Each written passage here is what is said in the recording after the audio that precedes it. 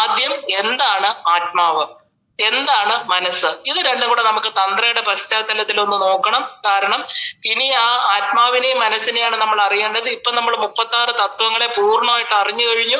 ഇപ്പൊ നമ്മൾ ഓരോരുത്തരും പ്രപഞ്ച നാടകത്തിലെ കഥാപാത്രങ്ങളായി കഴിഞ്ഞു. ഇപ്പൊ നാടകത്തിന്റെ സ്റ്റേജിൽ നമ്മൾ എല്ലാം അഴിച്ചു വെച്ച് തിരിച്ചു യാത്രയ്ക്ക് ഒരുങ്ങിക്കൊണ്ടിരിക്കുന്നവരാണ്. കാരണം തിരിച്ചു യാത്ര ഉണ്ടോ എന്ന് നമുക്ക് മനസ്സിലായി. ഇല്ലെങ്കിൽ സാധാരണ മനുഷ്യരെ സംബന്ധിച്ച് വെറും മരണം.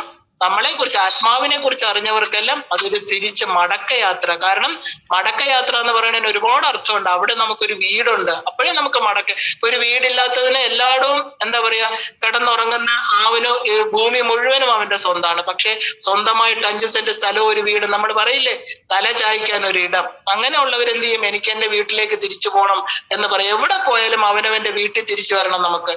കാരണം നമ്മൾ ഉപയോഗിച്ചിരുന്ന വസ്തുക്കൾ, നമ്മുടേതായിട്ടുള്ള ഒരു സ്ഥലം, അതാണ് നമ്മുടെ ഈ സ്ഥൂല ശരീരത്തിന്റെ. പക്ഷെ സൂക്ഷ്മ ശരീരത്തിനോ അത് വന്നിട്ടുള്ള ഒരു വീട്ടിൽ അതിങ്ങനെ പെടുകയാണ്. ഈ ഓരോരുത്തരുടെയും ശരീരത്തിനകത്തിരുന്ന് അതിനും തിരിച്ചു പോക്കുണ്ട്. അതിന്റെ തിരിച്ചു പോകാനുള്ള ആ ഒരു ആഗ്രഹത്തോടു കൂടി അതിന് ഈ അറിവുകൾ കിട്ടുമ്പോൾ കൂടുതൽ സ്ട്രോങ് ആയിട്ട് എന്ത് ചെയ്യും, ആ തിരിച്ചു പോക്കിനുള്ള ആ ഒരു സമ്മർദ്ദം മനുഷ്യ ശരീരത്തിൽ അത് ഉണ്ടാക്കും. അതിന് ദിശാബോധം വരും, നമ്മുടെ ജീവിതത്തെ നയിക്കും. അതുകൊണ്ട് നമ്മൾ ഇനി കാണാൻ പോകുന്നത് ആരാണ് ഈ ആത്മാവ്, എന്താണ് മനസ്സ്, ഇത് രണ്ടും കൂടെ നമ്മൾ തന്ത്രയിൽ നോക്കണം. പിന്നെയാണ് പുനർജന്മവും കർമ്മസിദ്ധാന്തവും. അതിന്ന് പറ്റിയില്ലെങ്കിൽ നമുക്ക് തിങ്കളാഴ്ച കാണാം. ഇന്ന് നമുക്ക് ആത്മാവും മനസ്സും എന്താണെന്ന് നോക്കാം. നമ്മൾ നോക്കുന്നത് തന്ത്രശാസ്ത്രത്തിന്റെ പശ്ചാത്തലത്തിലാണ്. ഇപ്പൊ തന്ത്രയില് 36 തത്വങ്ങളിലൂടെ നമ്മൾ ആരാണ് നമ്മളെന്നറിഞ്ഞു, എന്താണ് മനുഷ്യ ജന്മത്തിന്റെ ഉദ്ദേശം എന്ന് മനസ്സിലാക്കി. ആത്മീയമായ തിരിച്ചറിവിന്റെ ഏറ്റവും ആദ്യത്തെ നാഴികക്കല്ലാണ് നമ്മൾ ആരാണ്, എന്താണ് എന്നുള്ള തിരിച്ചറിവ്. ഒരിക്കലത് തിരിച്ചറിഞ്ഞാൽ പിന്നെ നമ്മൾ എന്തിന് ജനിക്കണു, എന്തുകൊണ്ട് ജനിക്കണു, എന്താണ് മരണം, ഇതൊക്കെ നമുക്ക് ഇവിടെ നമ്മൾ എന്താണ് ചെയ്യേണ്ടത്, ഇതൊക്കെ ഒരുവിധം നമുക്ക് മനസ്സിലാവണം. കാരണം ആ ഒരു തിരിച്ചറിവ് നമുക്കുണ്ടെങ്കിൽ മാത്രമേ നമ്മുടെ ഈ കിട്ടിയ ജന്മത്തിന്റെ മൂല്യത്തെ നമുക്ക് അറിയാൻ പറ്റുള്ളൂ. തന്ത്രശാസ്ത്രം പറയണു 36 തത്വങ്ങളിലൂടെ നമ്മെ പഠിപ്പിച്ചത് നമ്മൾ ശരീരമല്ല, മനസ്സല്ല, ബുദ്ധിയല്ല, നമ്മള് അവബോധമാണ്, പ്രജ്ഞാനമാണ്, വി ആർ കോൺഷ്യസ്നസ് എന്ന് നമുക്ക് നല്ലവണ്ണം ഉറപ്പിച്ച് മനസ്സിലായി ഇതിലൂടെ വന്നപ്പോഴില്ലേ. നമുക്ക് കണ്ണുകൊണ്ട് കാണാൻ പറ്റാത്ത മനസ്സും കാണുന്ന ശരീരവും നമ്മൾ ഉപയോഗിക്കുന്ന 2 ഉപകരണങ്ങൾ മാത്രമാണ്. നമുക്ക് 2 കാര്യങ്ങൾ, അതായത് ഒന്ന് ബാഹ്യമായിട്ടുള്ള ഉപകരണം, ഒന്ന് ആന്തരികമായിട്ടുള്ളത് ഉപകരണം. രണ്ടും നമുക്ക് ആര് തന്നിരിക്കണു, പ്രജ്ഞാനം എന്നത് സ്വബോധത്തെ കുറിച്ച് നമുക്കുള്ള അറിവാണ്. എനിക്ക് ബോധം എന്ന അറിവ്, അതായത് ഈ അവബോധം ഉദ്ഭവിച്ചിരിക്കുന്നത് ആദിയിലുള്ള പരാസംവിത്തിൽ നിന്നാണ്. ഉന്നതമായിരിക്കുന്ന ശിവബോധമാണ് എൻ്റെ ഉള്ളിലുള്ളത്. അതേ ശിവ സ്റ്റേറ്റ് ഓഫ് കോൺഷ്യസ്നെസ് തന്നെയാണ് നമ്മൾ ഓരോരുത്തരും. പക്ഷെ ഞാൻ എന്തുകൊണ്ട് പരിമിതപ്പെട്ടു പോയത്, ഇത്രയും ഈ 36 തത്വങ്ങളാല് ഞാൻ ശിവബോധത്തെ മറച്ചുകൊണ്ട് ഞാൻ എൻ്റെ നിലനിൽപ്പിനെ അറിയാതെ പോയി. അപ്പോ നിലനിന്ന പക്ഷെ നമ്മളിലെ പുരുഷൻ എന്ന തലത്തിലേക്ക് ശിവനെ താഴ്ത്തിക്കളഞ്ഞു. ആരാ താഴ്ത്തിയത്?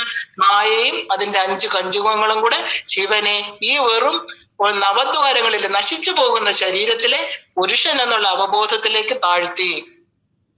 ഇത് രണ്ടും നമ്മൾ നന്നായിട്ട് അറിഞ്ഞു കഴിഞ്ഞാല്, ഒന്ന് അപരിമേയമായത്, മറ്റത് പരിമിതമായ ബോധം അല്ലെ. നമ്മുടെ പരമജ്ഞാനമാകുന്ന കണ്ണ് മൂടപ്പെട്ടിരിക്കുകയാണ്. നമ്മൾ വെറും ഒരു മായിക ലോകത്താണ് ഇപ്പൊ ജീവിക്കുന്നത്, ഒരു ഇല്യൂഷണറി വേൾഡ്, ഒരു മായാവി, ഒരു ഇന്ദ്രജാലക്കാരൻ നമ്മുടെ മുമ്പിൽ എന്തൊക്കെ മായയാണ് കാണിക്കുന്നത്, അതുപോലെ ഒരു മായ. അതാണ് ഇല്യൂഷണറി വേൾഡ് എന്ന് പറയുന്നത്. നമ്മൾ ആ ഒരു മായാശക്തി എന്താണ് എന്ന് തന്ത്രശാസ്ത്രം നമുക്ക് പറഞ്ഞു തരികയാണ്. കാരണം നീയതേ അനേന ഇത് മായ, അളക്കാൻ പറ്റാത്തതിനെ അളന്നു കാണിക്കുന്ന സ്വഭാവമാണ് മായയ്ക്കുള്ളത്. കണ്ണ് കെട്ടിയിട്ട പരിമിതമായ ഒരു അവബോധത്തിന് മനസ്സ്, ബുദ്ധി, അഹങ്കാരം എന്നീ 3 ആവരണങ്ങൾ ഒരു മേലങ്കിയായിട്ട് തന്നിരിക്കണു. അന്ധക്കരണം എന്നാൽ എന്താ?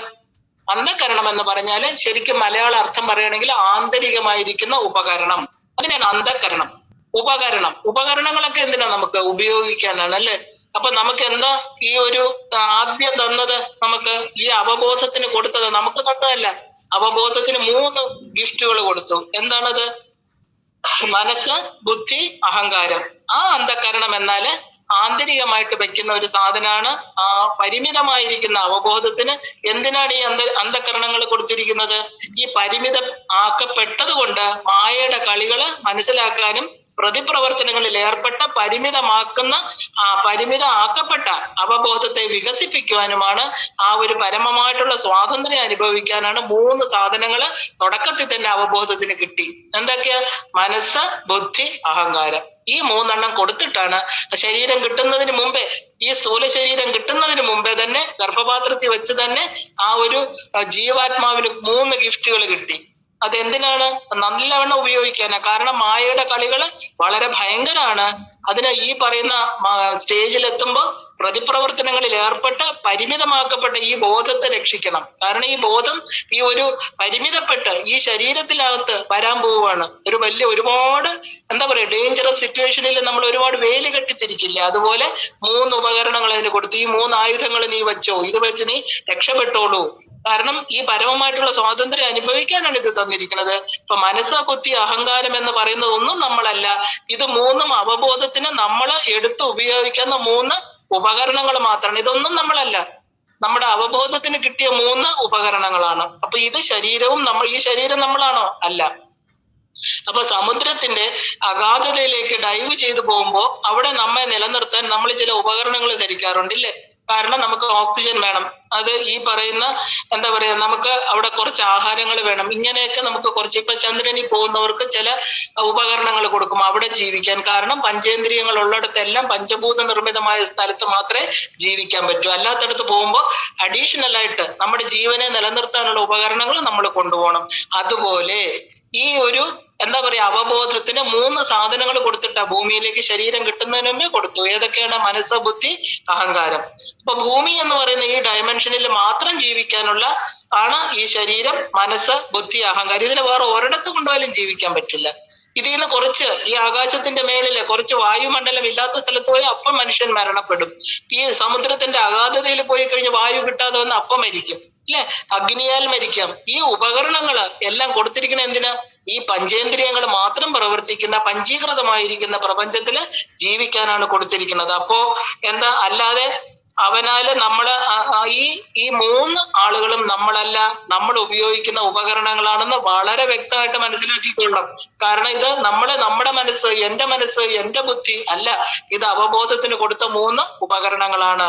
പുരുഷനായി തരം താഴ്ത്തപ്പെട്ട അവബോധം, ആ ശിവബോധത്തിന് ആദ്യം കൊടുത്തത് എന്താണ്? മനസ്സ്, പിന്നെ കൊടുത്തത് ബുദ്ധി, പിന്നെ കൊടുത്തത് അഹങ്കാരം. ഇങ്ങനെ അന്ധകരണങ്ങൾ എന്ന് പറയുന്ന 3 കാര്യങ്ങൾ അവർക്ക് കിട്ടി. 3 സാധനങ്ങള് ദൃഷ്ടിഗോചരമല്ലാത്ത 3 ആന്തരിക ഉപകരണങ്ങളാണിത്. നമുക്ക് കാണാൻ പറ്റുമോ? അതുകൊണ്ടാണ് ഇതിനെ സട്ടിൽ എന്ന് പറയുന്നത്. ഈ ഉപകരണങ്ങൾ നമുക്ക് കാണാൻ പറ്റില്ല.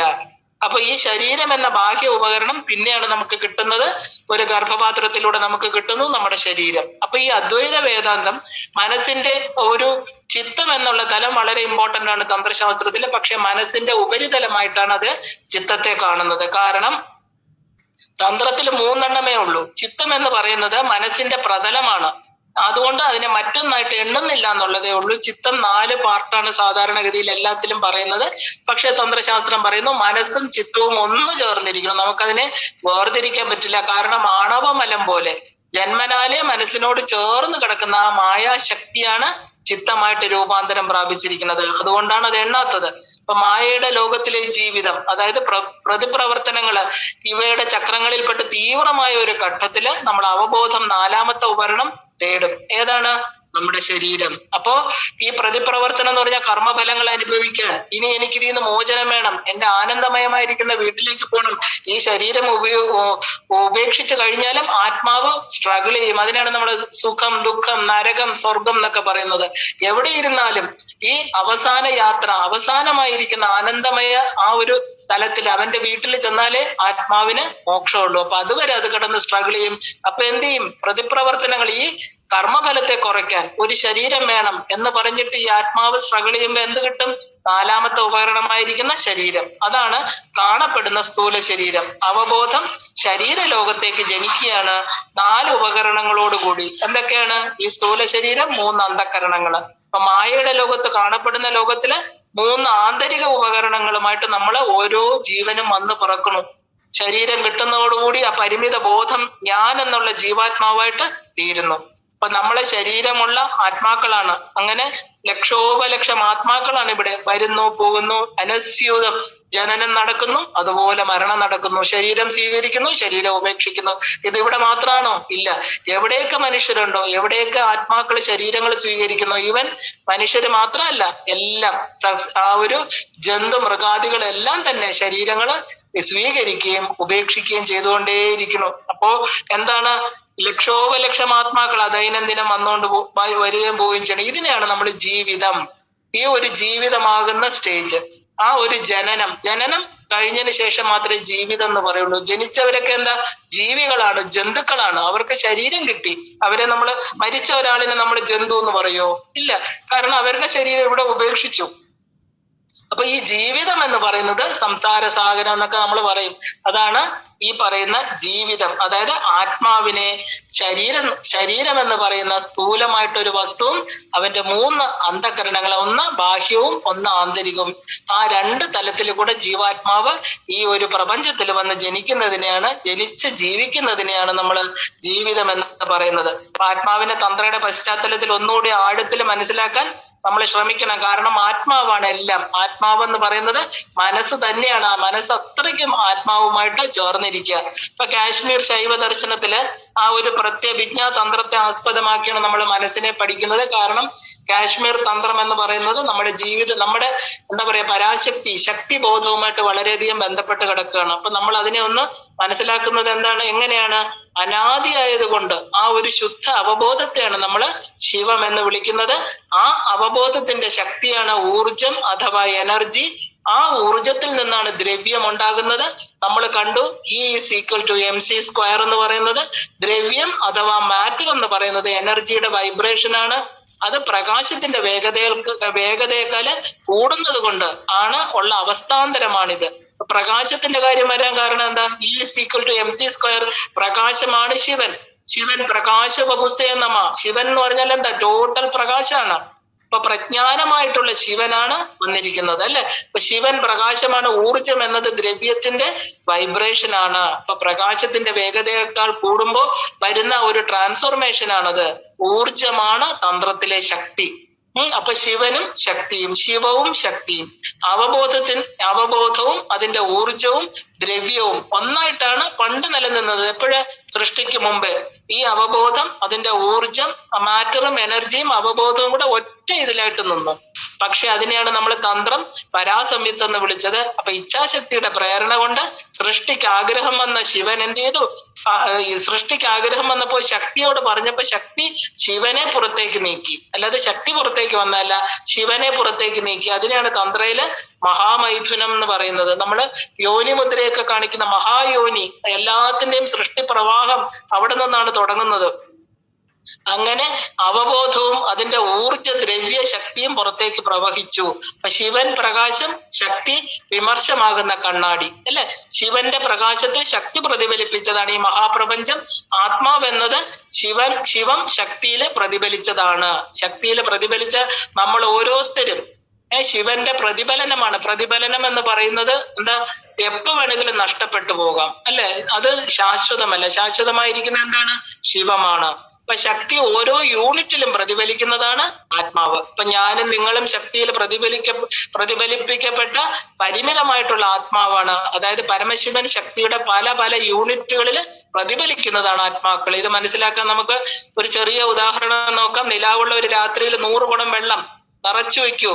അപ്പൊ ആ 100 കുടത്തില് ചന്ദ്രൻ പ്രതിബിംബിക്കും. എല്ലാ കുടത്തിലും നമുക്ക് ചന്ദ്രനെ കാണാം. അതാണ് നമ്മൾ ആത്മാക്കള്. എന്നാൽ ചന്ദ്രൻ ആകാശത്ത് ഒന്നേ ഉള്ളൂ. ആകാശത്തെ ചന്ദ്രനേക്കാൾ പരിമിതപ്പെട്ടതാണ് കുടത്തിലെ ചന്ദ്രൻ എന്ന് നമുക്കറിയാം. ആകാശത്തില് കുറച്ചുകൂടെ ചന്ദ്രൻ മേഘങ്ങൾക്കനുസരിച്ച് നീങ്ങുന്ന ചന്ദ്രനെ കാണാം. പക്ഷെ കുടത്തിലെ ചന്ദ്രനോ? കുടമാകുന്ന ശരീരത്തില് പരിമിതപ്പെട്ടു പോയി. നമ്മൾ ഓരോരുത്തരും ആ ശിവന്റെ പ്രതിഫലനമായിരിക്കുന്ന ശക്തി നമ്മുടെ ശരീരത്തിൽ എന്താ? ആ ഒരു പരിമിതപ്പെട്ട ആ ഒരു ശിവബോധം ഈ എനർജി ആകുന്ന ശരീരത്തിൽ വന്ന് വീണിരിക്കണു.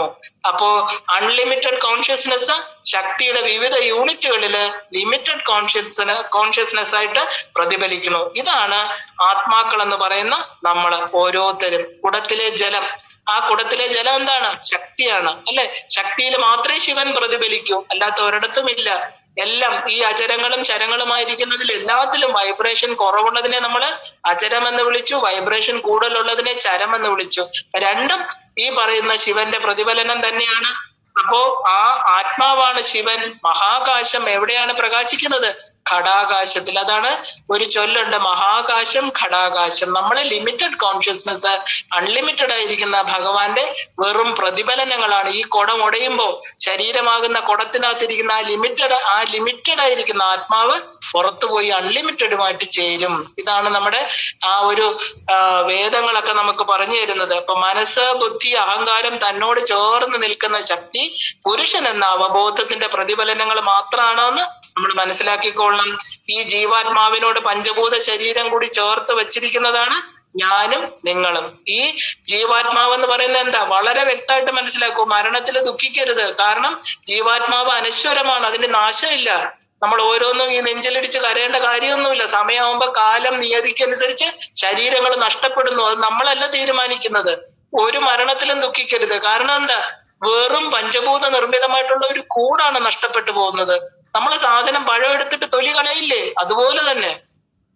അപ്പൊ ഈ നമ്മളെന്ന് പറയുന്ന ഓരോരുത്തരും ഈ ജീവാത്മാവ് എന്ന് പറയുന്നത് ഈ സ്ഥൂല ശരീരവും ഈ 3 അന്ധകരണങ്ങളുമാണ്. ഇത് എപ്പോഴും അവബോധത്തിന് വേണ്ട.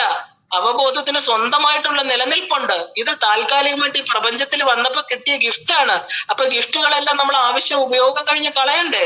അപ്പൊ ഈ ശരീരം പോയി എന്ന് പറഞ്ഞ് നമ്മൾ കളയരുത്. യഥാർത്ഥത്തിൽ ഇരിക്കുന്ന ഇതിന് ഉണ്മ കൊടുക്കുന്ന വസ്തു എന്നും നിലനിൽക്കുന്നതാണ്. ഇപ്പൊ കുടമാണ് ശരീരം. നമ്മൾ ശരീര സമേതരായിട്ട് നിൽക്കുന്ന ജീവാത്മാക്കളാണെന്ന് എപ്പോഴും തിരിച്ചറിഞ്ഞുകൊള്ളണം. ഗുണമാകുന്ന വെള്ളത്തില് പ്രതിഫലിക്കപ്പെട്ട പരിമിതമായിരിക്കുന്ന ചന്ദ്രനാണ് നമ്മൾ ഓരോരുത്തരും. ആ ചന്ദ്രന്റെ പൂർണ്ണമായിരിക്കുന്ന ശക്തിയെ മനസ്സിലാക്കണമെങ്കിൽ ഈ കുടം ഉടയുക തന്നെ വേണം. കുടം ഉടഞ്ഞാൽ അതിനെയാണ് മരണം എന്ന് നമ്മൾ പറയുന്നത്. മരണം എന്ന് പറഞ്ഞാല് അണിഞ്ഞിരിക്കുന്ന വസ്ത്രം പഴകുമ്പോൾ ജീവാത്മാക്കൾ ഈ ശരീരത്തെയും അതിന്റെ അനുബന്ധ വസ്തുക്കളെ ഊരി മാറ്റുന്നല്ല, എറിഞ്ഞു കളയും. അവർക്ക് ആവശ്യമില്ല. കാരണം അവബോധം എന്തിനാണോ ഈ പ്രപഞ്ച നാടകത്തിൽ വന്നത്, അവന്റെ കർമ്മങ്ങൾ, അതിന് കർമ്മം നോക്കുമ്പോൾ നമുക്ക് കാണാം, കർമ്മഫലങ്ങൾ പൂർത്തീകരിക്കുമ്പോൾ എന്ത് ചെയ്യും? ജീവാത്മാക്കൾ പഴയതായിരിക്കുന്ന ഈ വൃത്തികെട്ട ശരീരത്തെയും അവന്റെ 3 കിട്ടിയ ഉപകരണങ്ങളെ, നമ്മൾ പണി കഴിഞ്ഞാൽ പിന്നെ എന്തിനാ പണിയായുധം വെച്ചുകൊണ്ടിരിക്കുക? ആരെങ്കിലും വെക്കോ? നമ്മൾ സൂക്ഷിച്ചു വെക്കും ചിലരല്ലേ, മനുഷ്യര്, സ്ഥൂല ശരീരക്കാര് അത് സൂക്ഷിച്ചു, ഇനിയും പണി ചെയ്യണ്ടേ. പക്ഷെ അങ്ങനെയുള്ളവർക്ക് വേണമെങ്കിൽ സൂക്ഷിച്ചു വെക്കാം. കാരണം ജന്മങ്ങൾ വീണ്ടും അലോട്ട് ചെയ്തവർക്ക് വീണ്ടും വരണം, ഈ ആയുധങ്ങൾ വീണ്ടും വേണം. അല്ലാത്തവരെന്ത് ചെയ്യും? ദൂരെ കളയും. ഇതെനിക്ക് വേണ്ട. ഈ സത്യത്തെ എപ്പോ അറിയുന്നോ അതിനെയാണ് മോക്ഷം, കൈവല്യ പദം എന്ന് പറയുന്നത്. ഇനി എനിക്കിത് വേണ്ട. കാരണം പഴകിയത് മാത്രല്ല, ഇവിടെ വന്നാൽ ഇതാണ് എനിക്ക്, ഇത്രയേ ഉള്ളൂ, ഇതിൽ കൂടെ എനിക്ക് വേറെ നേടാനായിട്ട് ഒന്നുമില്ല. എന്റെ യഥാർത്ഥമായിരിക്കുന്ന സന്തോഷം, സുഖം, ഇതൊക്കെ ആനന്ദമയായിരിക്കുന്ന എന്റെ വീട്ടിലാണ്. ആ ആനന്ദമയ ചക്രം, അവിടെ എനിക്ക് തിരിച്ചു പോകണം എന്നുള്ള ആഗ്രഹം, ആ സമ്പൂർണമായിട്ട് ഒരു ജീവൻ എപ്പോഴും വരണോ അപ്പോഴവൻ ഈ ഉപകരണങ്ങളെ എറിഞ്ഞു കളയും. അതിനെ നമ്മൾ മരണം എന്ന് പറഞ്ഞ് നെഞ്ചത്തടിച്ചു കളഞ്ഞ് വിളിക്കുക. കാരണം ആത്മാവിന് ഇത് വേണ്ട. ആത്മാവ് ഇത് ഉപേക്ഷിക്കുക ചെയ്യുന്നത്. അനുബന്ധ വസ്തുക്കളെയൊക്കെ അത് ഊരി മാറ്റിക്കളയും. അപ്പൊ അങ്ങനെ പുര്യഷ്ടക ജീവൻ എന്ത് ചെയ്യും? ഇവിടുന്ന് യാത്രയാവും. അപ്പൊ അങ്ങനെ നമ്മുടെ ആത്മാവ് എന്താണെന്ന് ഇപ്പൊ നല്ല ഇതാണ്. 2 കാര്യങ്ങൾ നമ്മൾ അറിയേണ്ടത്. എന്താണ് ആത്മാവ്? ഇപ്പൊ നിങ്ങൾക്ക് അത് വ്യക്തമായിട്ട് അറിഞ്ഞു കാണുമെന്ന് തോന്നുന്നു. ആത്മാവ് ഉപയോഗിക്കുന്ന ഉപകരണമാണ് മനസ്സ്. അപ്പൊ ഇനി നമ്മള് ആദ്യം ഞാൻ 2 കാര്യമാണെന്ന് പറയാൻ ഉദ്ദേശിക്കുന്നത്. ആത്മാവ് എന്താണ്, മനസ്സെന്താണ്. അപ്പൊ ആത്മാവ് എന്താണെന്ന് ഇപ്പൊ വ്യക്തമായിട്ട് മനസ്സിലായി ഇല്ലേ? അപ്പൊ ആത്മാവ് ഉപയോഗിക്കുന്ന ഉപകരണമാണ് മനസ്സ്. ഇനി നമുക്ക് ഉപകരണത്തെ കുറിച്ച് മനസ്സിലാക്കാം. മനസ്സ് എന്താണ്? അപ്പൊ എന്നാൽ മാത്രമല്ലേ നമുക്ക് മനസ്സാണ് ഈ ആത്മാവിനോട് ചേർന്ന് ഏറ്റവും എന്താ പറയാ ആത്മബന്ധു, അല്ലെങ്കിൽ ഏറ്റവും വലിയ കൂട്ടുകാരൻ, നമുക്ക് കർമ്മഫലങ്ങളെ ഉണ്ടാക്കി തരുന്നത്, നമ്മുടെ വിഷമവൃത്തങ്ങളിൽ നമ്മളെ ചലിപ്പിക്കുന്നത്, ചെയ്യരുതാത്തത് ചെയ്യിപ്പിക്കുന്നത്, സദാ നമ്മളെ കൊണ്ട് ചഞ്ചലചിത്തരായിട്ട് നമ്മളെ കൊണ്ട് ഓരോ പ്രവൃത്തികളെ തെറ്റും ശരിയും മാറി മാറി പ്രതിഫലിച്ചുകൊണ്ടിരിക്കുന്ന ഒരു വിശേഷപ്പെട്ട കാണാൻ പറ്റാത്ത വസ്തു. ഈ പറയുന്ന പുര്യഷ്ടക, ഈ പറയുന്ന അവബോധത്തിന് ആദ്യം കൊടുത്ത 3 ഉപകരണങ്ങളിലെ ഏറ്റവും പ്രധാനപ്പെട്ട സംഭവമാണ് മനസ്സ്. അപ്പൊ അതിനെ എങ്ങനെ ഉപയോഗിക്കണം? ഈ ആത്മാവ് എന്ന് പറയുന്ന ആള് സാക്ഷിഭാവത്തിലിരിക്കണോ, ഈ മനസ്സ് തോന്നിയതുപോലെ എന്തൊക്കെയോ ചെയ്ത് കർമ്മങ്ങൾ ഉണ്ടാക്കണോ, വീണ്ടും ജന്മങ്ങൾ നേടിക്കൊണ്ടേയിരിക്കണോ. അപ്പൊ ഈ ഒരു ഉപകരണമാണ് എന്ന് അറിയണം മനസ്സിനെ. അതായത് മനസ്സ്, അതായത് അത് നമുക്ക് ആദ്യം കിട്ടിയ ഗിഫ്റ്റാണ്. അതിനെ നല്ലവണ്ണം ഉപയോഗിച്ചാൽ ആ ഒരു ബന്ധമോക്ഷ ഹേതുഹു, നമ്മുടെ എല്ലാത്തിനും ബന്ധത്തിനും മോക്ഷത്തിനും രാമനോട് പറയുന്ന യോഗവാസിഷ്ഠത്തിൽ എന്താ? അല്ലയോ രാമ, ഈ ഒരൊറ്റ മനസ്സിനെ നീ മനസ്സിലാക്കൂ, ഇതാണ് നിന്റെ ബന്ധത്തിനും മോക്ഷത്തിനും കാരണമായിരിക്കണ വസ്തു. ഈ മനസ്സിനെ നല്ലവണ്ണം അറിയണം. എന്താണ് ഈ മനസ്സ്? എങ്ങനെയാണ് ആ ഉപകരണം പ്രവർത്തിക്കുന്നതെന്ന് നമുക്കൊന്ന് നോക്കാം. ജീവാത്മാവിനാണ് മനസ്സ് കൈവന്നിരിക്കുന്നത്, അല്ലെ? മനസ്സ് എന്ന് പറയുന്നത് മനസ്സ്, ബുദ്ധി, അഹങ്കാരത്തോടൊപ്പം ചേർന്നിരിക്കണം. കാരണം ഇതിനെ മാറ്റാൻ പറ്റില്ല. ഇത് മൂന്നും ഒരു വരിയിൽ ചേർന്നിരിക്കുക. ഈ അഹങ്കാരത്തോടൊപ്പം ചേർന്നിരിക്കുന്ന പുരുഷൻ, ആ ഒരു സ്റ്റേറ്റ് ഓഫ് കോൺഷ്യസ്നെസ് ആണ് ജീവൻ. ആ ജീവൻ എന്ന് പറയുന്ന ആൾക്ക് ആദ്യമേ നമ്മുടെ ശരീരം കിട്ടുന്നതിന് മുമ്പേ തന്നെ ഈ പറയുന്ന പരലോകത്ത്, അതായത് ഈ പറയുന്ന തലത്തില് നമ്മുടെ സട്ടിലായിട്ട് കിട്ടിയതാണ് ഈ മൂന്ന് കാര്യങ്ങൾ. അത് ഈ ഒരു കുഞ്ഞായിരിക്കുമ്പോ തന്നെ അവർ ആ മൂന്ന് സാധനങ്ങൾ കിട്ടി, ഇല്ലേ? മനസ്സും ബുദ്ധിയും അഹങ്കാരവും. അപ്പൊ ഈ എന്താ പറയുക, പുരുഷ സ്റ്റേറ്റ് ഓഫ് കോൺഷ്യസ്നെസ് ആണ് ജീവനെങ്കിൽ ഈ ജീവൻ, ആ ജീവന് കിട്ടിയ മൂന്ന് ഗിഫ്റ്റ്, അതാണ് ഈ ഗർഭപാത്രത്തിൽ കടന്ന് തൻ്റെതായിട്ട് ഒരു ശരീരം ഉണ്ടാക്കണം. ഒരു ശില്പിയാണ് ഈ ജീവാത്മാവ്. ഈ മൂന്ന് ഉപകരണങ്ങളെ വെച്ച് എനിക്ക് എങ്ങനെ ഒരു ശരീരത്തെ ഉണ്ടാക്കണം, ഈ എന്തിനൊക്കെ ഏതൊക്കെ കർമ്മങ്ങൾ തീർക്കാനാണ് ഞാൻ ഉണ്ടാക്കുന്നത്, അതെല്ലാം അതിന്റെ ഇഷ്ടത്തിന് അത് ഉണ്ടാക്കുക. അപ്പൊ നമുക്ക് ആദ്യം കിട്ടിയ ആ ഒരു ജീവന് കിട്ടിയ ഗിഫ്റ്റാണ് മനസ്സ്. അപ്പൊ മനസ്സും ജീവാത്മാവും ഒരു യൂണിറ്റ് ആണ്, അതൊരിക്കലും മാറ്റാൻ പറ്റില്ല. അതുകൊണ്ടാണ് നമ്മുടെ കർമ്മഫലങ്ങള് ജീവാത്മാവിന്റെ കൂടെ പോകുന്നതും. കാരണം ഈ ജീവാത്മാവ് നമ്മള് ആദ്യത്തെ സ്റ്റേജില്, അതായത് ആ പരാസംയുക്ത സ്റ്റേജിൽ തന്നെ എപ്പോഴാണോ ശിവൻ ശക്തിയായിട്ട് മാറി അവിടെ നിന്ന് മൂന്ന് മക്കളെ ഉണ്ടാക്കി, അവിടെ നിന്ന് പ്രപഞ്ചത്തെ ഉണ്ടാക്കി, ജീവാത്മാക്കളെ ഈ ലോകത്ത് വിട്ട ഉടനെ ഈ ശരീരം കൊടുക്കുന്നതിന് മുമ്പേ കൊടുത്തതാണ് എന്ത്? മനസ്സ്. അപ്പൊ ഈ ജീവാത്മാക്കളോട് അത് ചേർന്നിരിക്കും. മനസ്സ് എന്നോ നമ്മളെ വിട്ടു. മനസ്സ് പൊഴിയുക എന്ന് പറയുന്ന ഒരു തലം എന്ന് പറയുന്നത് നമുക്കറിയാൻ പറ്റില്ല, അത് ലയനമാണ്. അവിടെ അത് എപ്പോഴും ഈ മനസ്സ് പോയി എന്നൊന്നും നമുക്കറിയാൻ പറ്റില്ല. കാരണം ഇപ്പൊ എപ്പോഴാണ് നമ്മൾ ഉറങ്ങി? ഞാനിങ്ങനെ TV കണ്ടുകൊണ്ടിരുന്നു, അല്ലെ ബുക്ക് വായിച്ചുകൊണ്ടിരുന്നു, ഞാൻ അറിഞ്ഞില്ല, ഞാൻ ഉറങ്ങിപ്പോയി എന്ന് പറയില്ലേ? എപ്പോഴാ ഉറങ്ങിയത്? ടൈം നമുക്കറിയോ? കാരണം ഉണർന്നിരിക്കുന്ന ആൾ ഉള്ളത് കൊണ്ടാണ് നമ്മൾ ഉറങ്ങി എന്ന് അറിയുന്നത്. അതുപോലെ ഈ മനസ്സ് എന്ന് പറയുന്നത് എപ്പോ നമുക്ക് കിട്ടിയ അറിയില്ല, എപ്പോഴും തുടക്കത്തിൽ തന്നെ നമുക്ക് കിട്ടിയ ഒരു ഗിഫ്റ്റ്, അത് ഈ ജീവാത്മാവിനോട് ചേർന്നിരിക്കുകയാണ്. രണ്ടും ഒരു യൂണിറ്റ് തന്നെയാണ്. നമ്മുടെ ശരീരം പഞ്ചഭൂതങ്ങളാൽ നിർമ്മിതമാണ്. 5 ഭൂതങ്ങൾ, അതായത് ഭൂതങ്ങൾ എന്ന് പറഞ്ഞ എലിമെന്റ്സ് ആണ്. ഈ ഭൂമി മണ്ണല്ല, ഭൂമി എന്ന് പറയുന്നതിന്റെ മൂലകം, അതായത് എലിമെന്റ്, ആ ഒരു എലിമെന്റ്സ് കൊണ്ടാണ് ഉണ്ടാക്കിയിരിക്കുന്നത്. മണ്ണെന്നാല് ഭൂമി, ആ ഒരു ഭൂമി എന്ന മൂലകത്തിന്റെ ഉദാഹരണമാണ് നമ്മൾ മണ്ണെന്ന് പറയുന്നത്. പക്ഷെ ഇതിൽ നമ്മൾ സട്ടിലായിട്ടുള്ളത് എന്താ? ആ എലിമെന്റ് ആണ്. അപ്പൊ ഈ 5 എലിമെന്റ്സ്, അതായത് ശബ്ദം, സ്പർശം, രൂപം, രസം, ഗന്ധം, ഈ 5 ആ ഒരു മോളിക്യൂൾസ് അഥവാ തന്മാത്രകളാണ്. ഈ തന്മാത്രകൾ, ഈ മോളിക്യൂൾസ് എന്താ പറയാ, ആ ഒരു അവബോധ ശക്തിയുടെ ഭിന്നങ്ങളായിരിക്കുന്ന വൈബ്രേറ്ററി റേറ്റ്സ് ആണ്. അപ്പൊ ഈ 5 തന്മാത്രകൾ എന്ന് പറയുന്നത് പല റേറ്റിൽ നിൽക്കുമ്പോൾ പല പല മൂലകങ്ങൾ ഉണ്ടാകുന്നു. കാരണം ഈ ഭൂമിയിൽ നമുക്കറിയാം ഓക്സിജൻ, ഹൈഡ്രജൻ, നൈട്രജൻ എന്നൊക്കെ പറഞ്ഞ് പലതരത്തില് ഈ പ്രത്യേക മൂലകങ്ങളുടെ ചേരുവകളുണ്ട്. ചിലപ്പോൾ മൂലകങ്ങൾ ഒറ്റയ്ക്ക് നിൽക്കുന്നത്, ഉദാഹരണം ആകാശം ഒറ്റയ്ക്ക് നിൽക്കുന്നത്. ഭൂമി ഏറ്റവും വലിയ സ്ഥൂലവും ഈ പറയുന്ന വ്യാപിച്ചു നിൽക്കുന്നതും, വ്യാപന ശക്തി തീരെ ഇല്ലാത്തതാണ് ഭൂമി. നമുക്ക് കണ്ണുകൊണ്ട് കാണാൻ പറ്റും ആ എലിമെന്റിന്.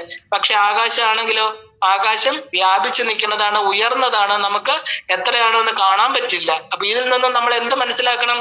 ആ ഒരു കാണാൻ പറ്റുന്ന പരിമിത പദാർത്ഥങ്ങള് വളരെയധികം പരിമിതങ്ങളാണ്. കാണാൻ പറ്റുന്ന നമ്മൾ സ്ഥൂല പദാർത്ഥങ്ങളെല്ലാം തന്നെ വളരെ ലിമിറ്റഡ് ആണ്. അതുകൊണ്ടാണ് കാണാൻ പറ്റുന്നത്. ആകാശത്ത് എത്രയോ ആ ഒരു അപരിമേയമായിരിക്കുന്ന എല്ലായിടത്തും വ്യാപിച്ചു നിൽക്കുന്ന ആകാശത്തുള്ള ഒന്നിനെ നമുക്ക് കാണാൻ പറ്റില്ല. അപ്പൊ എത്രത്തോളം പരിമിതമാകുന്നു അത്രത്തോളം അത് സ്ഥൂലമാണ്. അപ്പൊ അതിന് വ്യാപരിക്കാനുള്ള ശക്തിയില്ല. ആകാശം പോലെയുള്ള ഭൂതങ്ങൾക്ക് ഉയർന്ന ശക്തിയുണ്ട്, അതിന് വ്യാപനശീലനവും ഉണ്ട്. പക്ഷെ ഈ പഞ്ചഭൂതങ്ങള് പഞ്ചതന്മാത്രകളായിട്ടാണ് നിൽക്കുന്നത്. ഈ ഒരു പഞ്ചതന്മാത്രകൾ എന്ന് പറയുമ്പോൾ പഞ്ചജ്ഞാനേന്ദ്രിയങ്ങളായിരിക്കുന്ന കാഴ്ച, കേൾവി, സ്പർശം മുതലായിട്ട് വരുന്ന അറിവുകൾ സ്വീകരിച്ചു വെക്കുന്ന സ്ഥലമാണ് മനസ്സ്. ഇനിയാണ് നമ്മൾ ഈ മനസ്സിനെ കുറിച്ച് വളരെ വ്യക്തമായിട്ട് മനസ്സിലാക്കേണ്ടത്. കാരണം ഈ പഞ്ചഭൂതങ്ങൾ എന്ന് പറയുന്നത് എന്താ പറയാ, ആ ഒരു ഉയർന്ന ശക്തി, വ്യാപനശീല, ആകാശം മുതൽ ഭൂമി വരെയുള്ള 5 പഞ്ചഭൂതങ്ങൾ അല്ലെ. അപ്പൊ അതിന്റെ തന്മാത്രകള്, ഈ തന്മാത്രകളായിട്ട് നിൽക്കണമെങ്കിൽ നമ്മുടെ ജ്ഞാനേന്ദ്രിയങ്ങളാണ് ഈ തന്മാത്രകളെ സ്വീകരിക്കുന്നത്. നമ്മൾ 5 പേര് 5 തലത്തിൽ കാണുന്നു, കേൾക്കുന്നു, മണക്കുന്നു, രുചിക്കുന്നു. ഇത് എവിടെയാ കൊടുക്കുന്നത് മനസ്സെന്ന് പറയുന്ന ഒരു പാത്രം. അതുകൊണ്ടാണ് ഈ പാത്രം കഴുകി വെക്കണം, വൃത്തിയായിട്ട് വെക്കണം, ഹാഫ് ഫിൽഡ് ആക്കി വെക്കരുത്, അതിനെ വൃത്തിയാക്കണം. ക്ലാവ് പിടിക്കുന്നൊക്കെ നമ്മൾ പറയാൻ കാരണം എന്താ? ഈ അറിവുകൾ ഇട്ട് കൊടുക്കും. നമുക്കൊരു ഒരു ബാസ്ക്കറ്റിനായിട്ട് സങ്കല്പിക്കാം നമ്മുടെ മനസ്സ്. കാരണം അത് വികസിപ്പിക്കാനും പറ്റും. അത് നമ്മൾ ഈ കണ്ണുകൊണ്ട് കാണുന്ന ഒരു അറിവ് അവിടെ ഇട്ട് കൊടുത്തു, കേട്ടത് ഇട്ട് കൊടുത്തു. അങ്ങനെ ഇട്ട് കൊടുത്ത് ദിവസവും ഈ മനസ്സെന്ന് പറയുന്ന ബാസ്ക്കറ്റ് ഫുള്ളായിട്ട് വെച്ചേക്കും അല്ലെ? രാവിലെ മുതൽ രാത്രി വരെ പല തരത്തിലുള്ള അറിവുകൾ അതിനകത്ത് ഇട്ടിട്ട് നിറച്ചു വെക്കും. ഈ കാരണം നമുക്ക് 5 ജ്ഞാനേന്ദ്രിയങ്ങളാ ഉള്ളത്. നമുക്ക് സ്പർശിച്ചു, കേട്ടു, കണ്ടു. അപ്പൊ ഈ അറിവുകളെല്ലാം പാവം മനസ്സിന്റെ കൊട്ടയ്ക്കകത്ത് രാത്രിയാവുമ്പോൾ നിറഞ്ഞിരിക്കും.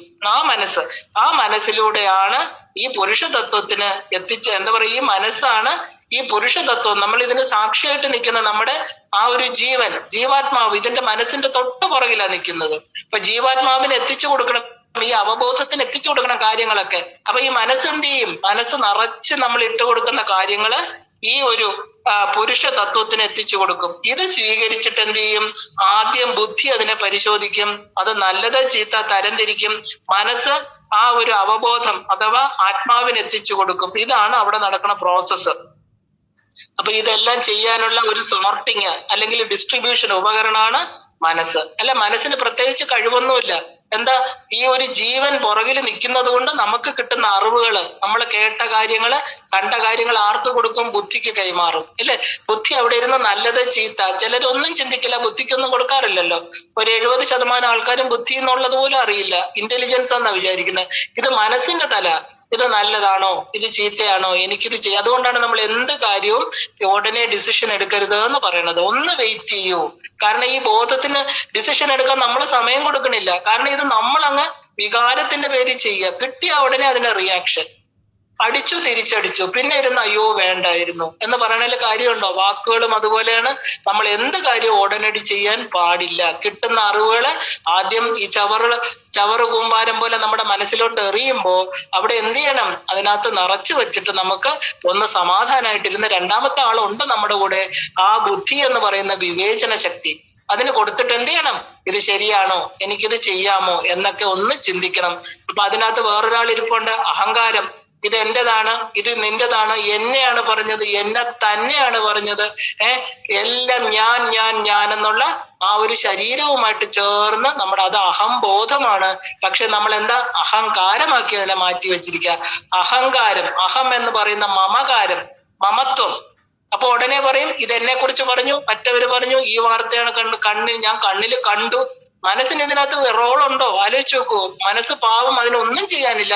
അതൊരു ചവറ്റുകുട്ട പോലെ എല്ലാം ഏറ്റെടുത്ത് അവിടെ ഇങ്ങനെ ഇരിക്കുക. നമ്മൾ എന്ത് ചെയ്യണു? കാണുന്ന കാര്യങ്ങളും കേൾക്കുന്ന കാര്യങ്ങളും മണക്കുന്ന കാര്യങ്ങളും എല്ലാം അതിന് ഇട്ട് കൊടുത്തിട്ട് അതിൻ്റെ അടുത്ത് പറയണു ആ ചെയ്യും. ഉടനെ മനസ്സിന് പ്രത്യേകിച്ച് കർമ്മങ്ങളൊന്നുമില്ല. എന്താ?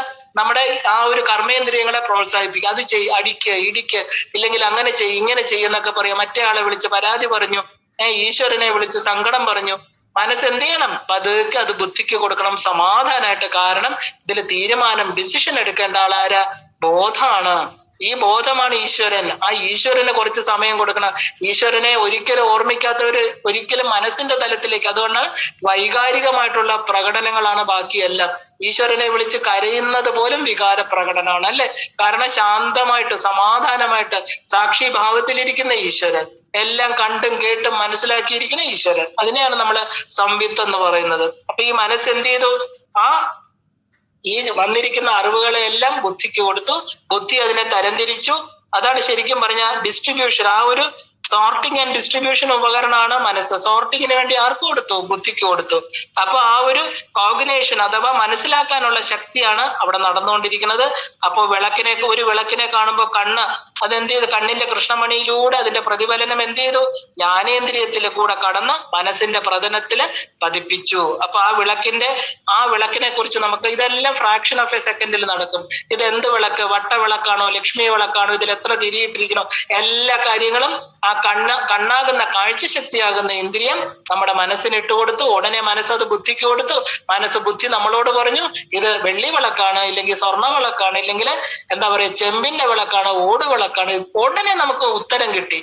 അപ്പൊ അത് ഉടനെ ചിന്തിച്ചു, ഇത് ആരുടെ വിളക്ക്? ഇത് എന്റെയാണോ നിന്റെയാണോ? ഉടനെ ഇത് എന്റേതല്ല, ഇത് ഞാൻ കണ്ടതാണോ എന്നുള്ള 3 കാര്യങ്ങൾ ഉടനെ തീരുമാനിക്കപ്പെട്ടു. അപ്പൊ ഇതിനെല്ലാം ഈ പ്രവർത്തന ശക്തി കൊടുത്തുകൊണ്ട് ശാന്തമായിട്ട് ഈ പറയുന്ന ജീവാത്മാവ് പുറകിൽ ഇങ്ങനെ നിൽക്കുകയാണ്. അപ്പോ ഈ എന്താ പറയാ, നമുക്ക് ബുദ്ധി അതിന്റെ ആ ഒരു ബുദ്ധി നല്ലത് ചീത്തെന്നൊക്കെ തരംതിരിക്കുമ്പോൾ ഈ ആത്മാവെന്ന് പറയുന്ന ബോധം, ആ അവബോധത്തില് നമുക്ക് ഒരു അറിവുണ്ടാകും. അതാണ് അറിവിലുമേറെ അറിയുന്നവൻ തൻ. അറിവ്, നമ്മൾ അറിവുകളെല്ലാം മനസ്സിൽ വരുന്നു, പക്ഷെ ഈ ആൾ അവിടെ നിൽക്കുന്നത് കൊണ്ട് ഇദ്ദേഹം എന്ത് ചെയ്തു, ആ അറിവാക്കി മാറ്റുന്നത്, നമുക്ക് ഒരു തീരുമാനമെടുക്കാനുള്ള കഴിവ്, ഊർജം അല്ലെങ്കിൽ ശക്തി കിട്ടുന്നത്. അഹങ്കാരം അതിന് എന്റെ നിന്റെ എന്നൊക്കെ തിരിക്കുമ്പോ ഈ ബാഹ്യ വിഷയങ്ങളെല്ലാം അങ്ങനെയാണ്. അതുണ്ടാക്കുന്ന ഇംപ്രിൻസ്, നമുക്ക് ബാഹ്യ വിഷയങ്ങളാണ് 5 ഇന്ദ്രിയങ്ങളിൽ കൂടെ വരുന്നത്. അതിന്റെ ഇംപ്രിൻസ് അതിന്റെ എന്താ പറയാ, നമ്മളിപ്പോ എന്തൊക്കെ നമ്മൾ നടന്നു പോകുന്ന ഒരു മണ്ണില് നമ്മുടെ കാലിന്റെ മുദ്രകൾ പതിയും. അതുപോലെ നമ്മുടെ മനസ്സെന്ന് പറയുന്ന അതിലോലമായിരിക്കുന്ന ആദ്യത്തെ ഉപകരണം ഈ ആത്മാവുമായിട്ട് ചേർന്നിരിക്കുന്നത് കൊണ്ട് ഈ ഇംപ്രിൻസ് എന്ന് പറയുന്ന അടയാളങ്ങള്, സുഖമായാലും ദുഃഖമായാലും അതിന്റെ അടയാളങ്ങളൊക്കെ മനസ്സിന്റെ പ്രതലം എന്ന് പറയുന്ന ചിത്തത്തില് തന്മാത്ര രൂപത്തില് സൂക്ഷിച്ചു വെക്കും. അപ്പൊ അതിനെയാണ് ചിത്തം എന്ന് പറയുന്നത്. ഒരിക്കലും നമുക്ക് കളയാൻ പറ്റില്ല. കാരണം എന്താ, ഇത് നമുക്ക് ജീവാത്മാവിന്റെ ഈ നമുക്ക് എങ്ങനെയാണോ തൊലി, നമ്മുടെ ശരീരത്തിൽ ത്വക്കിനെ പോലെ, ത്വക്കെന്ന് പറയുന്ന മഹാ ഇന്ദ്രിയാണ്, ആ ഒരു മഹാഭൂതമാണ് ത്വക്ക്. കാരണം ആ ഒരു ത്വക്ക് പോലെ നമുക്ക് ഈ തൊലിയെ, നമ്മളിപ്പോ മത്സ്യത്തിന്റെ ഒക്കെ തൊലി ഉരിക്കില്ലേ, അതുപോലെ ഒരു മനുഷ്യന്റെ തൊലി ഉരിക്കാൻ പറ്റിയാൽ എന്തുണ്ടാവും, രക്തം വരും, ബ്ലീഡിങ് ഉണ്ടാവും. അതുപോലെ ഈ ജീവാത്മാവിൽ നിന്ന് ഒരിക്കലും പറിച്ചു മാറ്റാൻ പറ്റില്ല ഈ മനസ്സിനെ. മനസ്സെന്താണ്, മനസ്സ് അപ്രത്യക്ഷപ്പെടണം, സ്വയം അപ്രത്യക്ഷപ്പെടണവരെ ജീവാത്മാവിന്റെ കൂടെ കാണും. അപ്പൊ നമ്മുടെ ഈ സുഖ ദുഃഖങ്ങള് നമുക്ക് കിട്ടുന്ന, ഈ പുറത്തു നിന്ന് കിട്ടുന്ന അറിവ് ചിലപ്പോ ദുഃഖമായിരിക്കാം, അതികഠിന ദുഃഖമായിരിക്കാം. ഇതിന്റെയൊക്കെ അടയാളങ്ങള് ഈ തന്മാത്രകളിലൂടെ, ഇപ്പൊ ഈ പറഞ്ഞ നമ്മൾ കണ്ടു, ഭൂമി, ജലം, അഗ്നി, വായുവിന്റെയൊക്കെ തന്മാത്രകളാണ് അല്ലെ. ആ തന്മാത്രകൾ എവിടെ ഉണ്ടാക്കും? കാരണം ആ ഒരു പഞ്ചതന്മാത്രയുടെ സൂക്ഷ്മാവസ്ഥയാണ് മനസ്സ്. ഈ തന്മാത്രകളില് ഇൻപ്രിൻസ് ഉണ്ടാക്കും. നമ്മുടെ ദുഃഖം, അവനോടുള്ള വാശി, വൈരാഗ്യം, വിഷമങ്ങള്, ഇതിനെയാണ് വാസനാ ശരീരം എന്ന് പറയുന്നത്.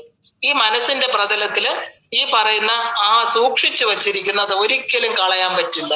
എപ്പോഴും ജീവാത്മാവ് പരമാത്മാവിൽ ഈ വാസനാ ശരീരത്തെ കംപ്ലീറ്റ് മാറ്റിയെങ്കിൽ മാത്രമേ ഈ നമ്മുടെ ജീവാത്മാവ് ഇവിടെയാണ് ശുദ്ധം, അശുദ്ധം, നിർലേപ, നിർമ്മല എന്നൊക്കെ നമ്മൾ പറയുന്നത്.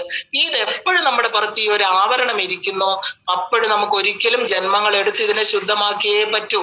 ഈ തന്മാത്രകൾ ഉണ്ടാക്കുന്ന ഇംപ്രിൻസ്. അപ്പൊ അതിങ്ങനെ സൂക്ഷിച്ചു വെച്ചിരിക്കുന്നത്, ഇതിനെയാണ് നമ്മുടെ ചിത്തം എന്ന് പറയുന്നത്. സബ് കോൺഷ്യസ് മൈൻഡ് എന്ന് പറയുന്നതും ഈ ചിത്തത്തിനെ തന്നെയാണ്. നമ്മൾ പറയില്ലേ, എന്താണ് നമ്മൾ ആ ഒരു ഡോക്ടറുടെ അടുത്ത് കൊണ്ടുപോകുമ്പോൾ നമ്മൾ സബ് കോൺഷ്യസ് മൈൻഡിനെ പഠിക്കൂ. എന്താണ് ഇദ്ദേഹം ഇങ്ങനെ പെരുമാറുന്നത്, എന്തുകൊണ്ട് ഇയാളോട് ഇത്രയും ദേഷ്യം വന്നു, താൻ അറിയാതെ എന്തൊക്കെയോ ചെയ്യുന്നു, ഇല്ല ഹിപ്നോട്ടൈസ് ചെയ്യൂ. അവന്റെ ബോധ തലത്തിന്റെ, നമുക്ക് നമ്മുടെ മനസ്സറിയാം, കോൺഷ്യസ് മൈൻഡ് ഉണ്ട്, സബ് കോൺഷ്യസ് മൈൻഡ് ഉണ്ട്, ആ ഒരു സൂപ്പർ കോൺഷ്യസ് മൈൻഡ്. ഈ മൈൻഡിന് തന്നെ പല തലങ്ങളുണ്ട്. ഈ സബ് കോൺഷ്യസ് മൈൻഡ് എന്ന് പറയുന്നത് ഓരോ ദിവസം സംഭവിക്കുന്നതിന്റെ ആഘാതങ്ങള്, ഇംപ്രിൻസ് എന്ന് പറഞ്ഞാൽ എന്താ, നമ്മളെ ഒരു ചെറിയ ഒരു എന്താ പറയാ, വളരെ ലോലമായിരിക്കുന്ന ഒരു പ്രതലത്തില് വലിയ കൊട്ടുപടി കൊണ്ട് അടിച്ചാൽ അവിടെ അങ്ങ് ചളുങ്ങി പോവും, ഇല്ലേ, അങ്ങ് കുഴിഞ്ഞു പോവും. അപ്പൊ നല്ല ഭംഗിയായിട്ടിരിക്കുന്നത് വളരെ ലോലമായിരിക്കുന്നിടത്ത് ദുഃഖങ്ങളാകുന്ന, ഒരാളോട് വൈരാഗ്യം, അഷ്ടവൈരികൾ ഉണ്ടാക്കുന്ന ആ ഇൻഫ്ലുവൻസ് എന്ന് പറയുന്നത് എല്ലാം തന്നെ 5 തന്മാത്രകളിലൂടെയാണ് നമ്മുടെ മനസ്സിന്റെ പ്രതലത്തിൽ എത്തിച്ചേരുന്നത്. ഈ മനസ്സ് അത് ജീവാത്മാവിന് കൊടുക്കാൻ പറ്റില്ല. ജീവാത്മാവിനെ ഇങ്ങനെ ആവരണത്തിൽ നിൽക്കുകയാണ്. ആ ജീവാത്മാവ്, അതായത് ശിവബോധത്തെ അതിങ്ങനെ പുതപ്പ് പോലെ നിൽക്കും ഈ മനസ്സ്. ആ മനസ്സിൽ ഈ പറയുന്നതെല്ലാം തന്നെ ആഘാതങ്ങളായിട്ട്, ഇൻഫ്ലുവൻസ് ആയിട്ട്, വാസനകളായിട്ട് ഇങ്ങനെ ശേഖരിച്ചു വെക്കും. അപ്പൊ നമ്മൾ എന്താ, ഈ സബ് കോൺഷ്യസ് മൈൻഡ് എന്ന് പറയുന്ന ചിത്തത്തിനെയാണ് ഈ നമുക്ക് എന്തുകൊണ്ട് ജന്മങ്ങൾ വരുന്നു, എന്തിന് ചിലരോട് ദേഷ്യം വരുന്നു, എന്തുകൊണ്ട് നമുക്ക് ദുഃഖം വരുന്നു, ഇതെല്ലാം തന്നെ ഉത്തരം നമുക്ക് എവിടുന്ന് കിട്ടി? ഈ ഒരു അറിവിൽ നിന്ന് കിട്ടി അല്ലേ.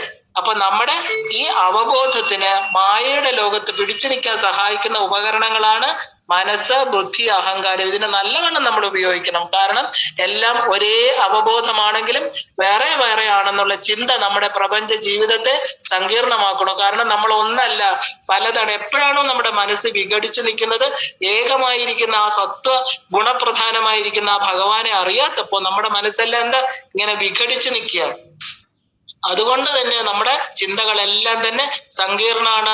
നമ്മുടെ പ്രപഞ്ച ജീവിതം എന്ന് പറയുന്നത് നമുക്ക് ദുഃഖപൂർണമായിട്ട് തീരണോ, ഞാന്, എന്റേത്, എനിക്കുള്ളതെന്നുള്ള ആ ഒരു ചിന്ത. ഇതൊന്നും നമ്മുടേതല്ല. ഇത് എന്താ, ശിവനും ശക്തിയും കൂടെ കളിക്കാൻ വേണ്ടി ഉണ്ടാക്കിയ ഒരു സ്റ്റേജാണ്. അവിടെ വന്ന വെറും ആക്ടേഴ്സ് ആണ്, കഥാപാത്രങ്ങളാണ്. നന്നായിട്ട് ആക്ട് ചെയ്ത് പോവാന്നുള്ളതെല്ലാം നമ്മൾ മറന്നുപോയതിന്റെ ആ ഒരു പരിണിത ഫലമാണ് നമുക്ക് വീണ്ടും വീണ്ടും ജന്മങ്ങളെടുത്ത് ഈ അറിവ് കിട്ടുന്നിടം വരെ. അതല്ലേ പറഞ്ഞത്, എപ്പോഴാണോ തിരിച്ച് ആനന്ദമയ ലോകത്ത് എത്തുന്നിടം വരെ ജന്മം തുടർന്നുകൊണ്ടേയിരിക്കുന്നു. ഓരോ വിഷമഘട്ടത്തിലും നമ്മൾ എന്ത് വേണം? നമ്മൾ ശിവബോധമാണെന്ന് തിരിച്ചറിയണം. ആ ശിവബോധത്തെ ശിവോഹം ഭവാനി ഏവാഹമസ്മി അഹമിത്യേവ വിഭാവയേ ഭവാനി, ഇതൊക്കെ നമുക്ക് ഞാനാണ്, എന്റെ ശിവബോധത്തെയാണ് ഞാൻ അതാണെന്ന് തിരിച്ചറിയുമ്പോ എങ്ങനെയാണ് ഇനി നമ്മൾ അതിൽ നിന്ന് രക്ഷപ്പെടാനുള്ള മാർഗങ്ങൾ, ഈ മനസ്സിന്റെ ആ ഒരു കളികളിൽ നിന്ന് നമുക്ക് എങ്ങനെ രക്ഷപ്പെടാൻ പറ്റും? നമ്മൾ തിരിച്ചു പോവേണ്ടവരാണ്. ആ ഒരു ശിവബോധമാണെന്ന് തിരിച്ചറിഞ്ഞ് നമ്മൾ ദിവസവും ഞാൻ അതാണ് എന്നുള്ള ആ ഒരു ചിന്തയില്, അതിനെയാണ് നമ്മൾ ധ്യാനം, മെഡിറ്റേഷൻ. ചുമ്മാ അല്ലാതെ വേറൊരു കസേരയിൽ ചെന്നിരുന്ന് കണ്ണടച്ച് മന്ത്രം ജപിക്കലല്ല. ഇതിനെയൊക്കെ ഈ അവബോധത്തെ മാത്രം ചിന്തിച്ചാൽ മതി മനസ്സുകൊണ്ട്.